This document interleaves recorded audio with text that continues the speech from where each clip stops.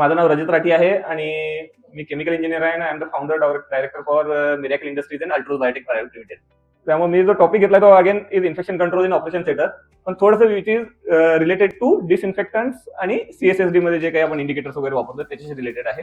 Disinfectant कुठला select केलं पाहिजे त्याच्याबद्दल थोडंसं मी तुम्हाला गाईड करेन आणि कुठले इंडिकेटर्स आपण CSSD मध्ये वापरले पाहिजे. आज आपला ऑब्जेक्टिव्ह आहे ते व्हेरियस डिसइन्फेक्टंट्स आपण एक्सप्लोर करणार आहे. CSSD चा काय रोल आहे इन्फेक्शन कंट्रोलमध्ये आणि मिरॅकल इंडस्ट्रीज काय प्रोडक्ट्स ऑफर करतात.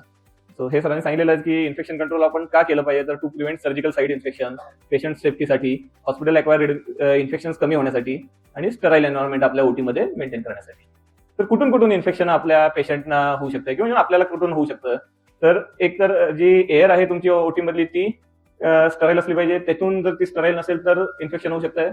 सर्फेसेस पासून होऊ शकतं, म्हणजे वॉल्स झाले, तुमचे OT टेबल झाले, म्हणजे कुठलेही सर्फेस असतील तिथून, इन्स्ट्रुमेंट्स मधून, आणि पेशंट जर इन्फेक्टेड असेल तर तिथून, आणि आपण जे OT स्टाफ आपण जे कपडे वेअर करतोय किंवा आपण जे आपले हँड्स वगैरे आहेत तिथूनही इन्फेक्शन होऊ शकतं.